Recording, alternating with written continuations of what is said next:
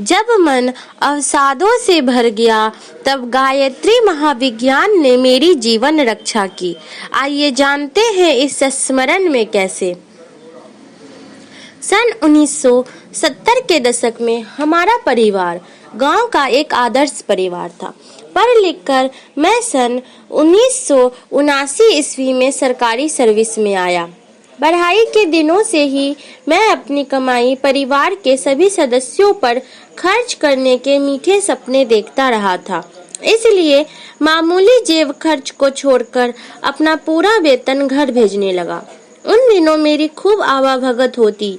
कमाऊ पूत जो था, मैं स्वयं को धन्य मानता कि मैंने अपने परिवार का सारा कर्ज उतार दिया है और सभी सदस्यों की छोटी बड़ी जरूरतें पूरी करता जा रहा हूँ।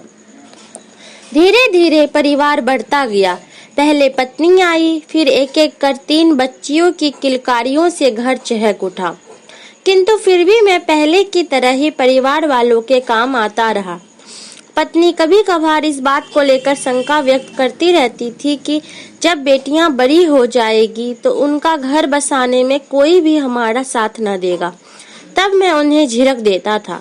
कुछ वर्षों बाद बड़ी बेटी की शादी तय हुई तो शादी के खर्च की बात को लेकर घर में हंगामा खड़ा हो गया। सभी ने एक दूसरे के सुर में सुर मिलाते हुए कहा, इतना खर्च हम कहां से करेंगे, जमा पूंजी तो कुछ भी नहीं है।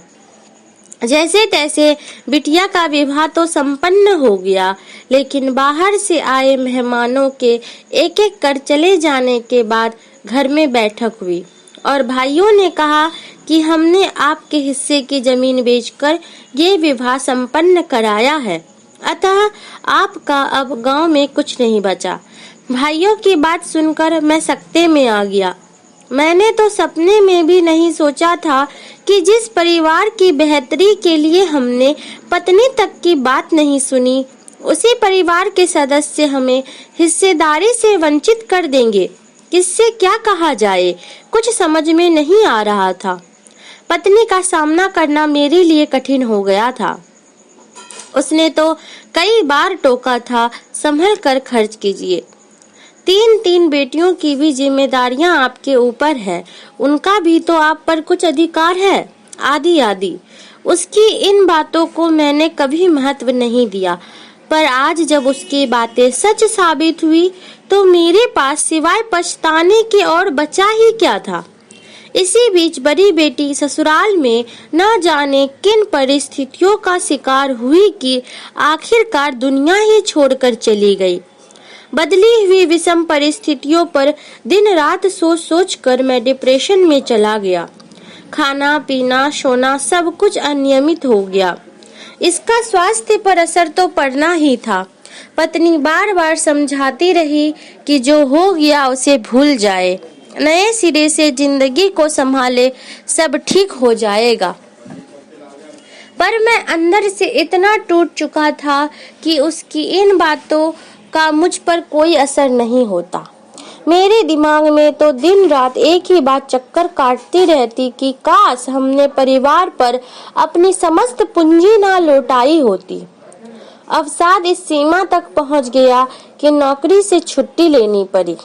किसी प्रकार समय बीतने लगा और धीरे धीरे पूरा साल निकल गया। गृहस्थी का खर्चा कैसे चलता था मुझे कुछ नहीं मालूम। सहधर्मिणी ने खूब साथ निभाया, कैसे भी सिलाई बुनाई कर बच्चों की परवरिश के साथ ही दिन रात मुझे अपने पहरे में रखती। बाद के दिनों में मैं दिन रात कभी भी घर से निकलकर कहीं भी चला जाता। मुझे संसार से स्वयं अपने जीवन से भी तृष्णा हो गई थी। लगता था संसार के सारे व्यक्ति स्वार्थी, लोभी, लालची हैं। इनके साथ क्या जीना। मैं विचारों से इतना संकीर्ण हो गया था कि बच्चों की ममता में भी मुझे स्वार्थ की बू आने लगी थी। सबको पराया मानकर स्वयं को समाप्त कर देने की मन स्थिति आ गई थी कि इसी दौरान एक चमत्कार हुआ। कहीं से मुझे गायत्री यज्ञ का पर्चा मिला। उसमें लिखा था, जीवन से निराश हताश व्यक्ति भी दुगने उत्साह से जीवन जीने हेतु घिया मंडी मथुरा से संपर्क कर नव जीवन पाए, वो यहाँ से जीवनोपयोगी पुस्तकें मंगाकर पढ़े।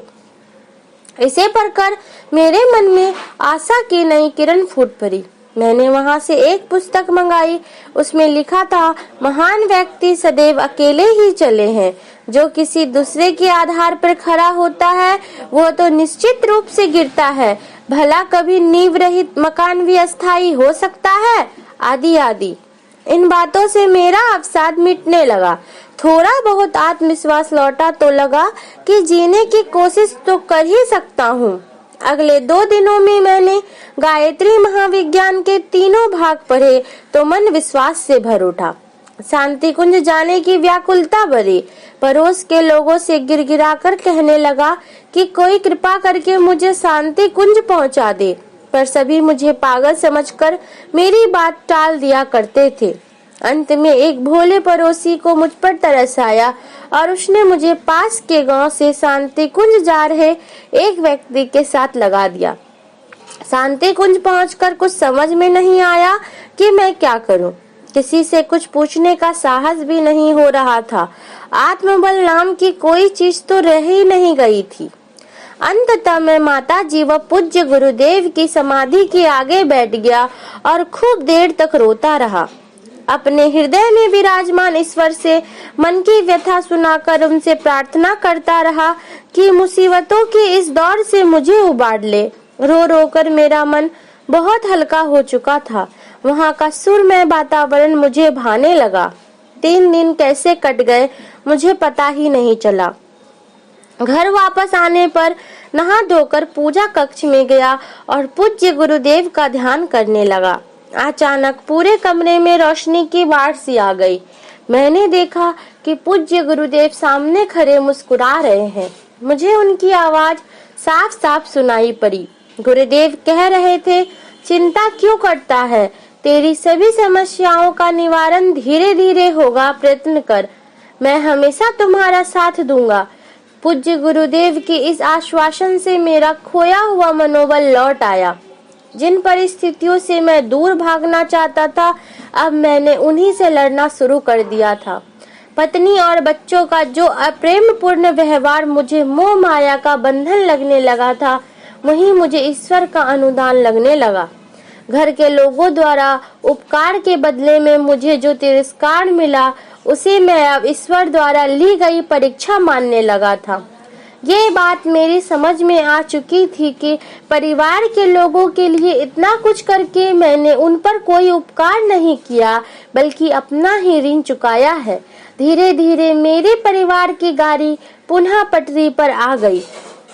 वैसे तो मेरी समस्याओं के निदान में कुछ वक्त लग गया, लेकिन उन समस्याओं से लड़ने में मैं जहाँ भी लड़खड़ाने लगता था, किसी न किसी रूप में पूज्य गुरुदेव पास आकर मुझे संभाल ही लेते थे। आज मैं समृद्धि की जिस सीढ़ी पर हूँ, वहाँ पहुँचना गुरु सत्ता के अनुदान के बिना कतई संभव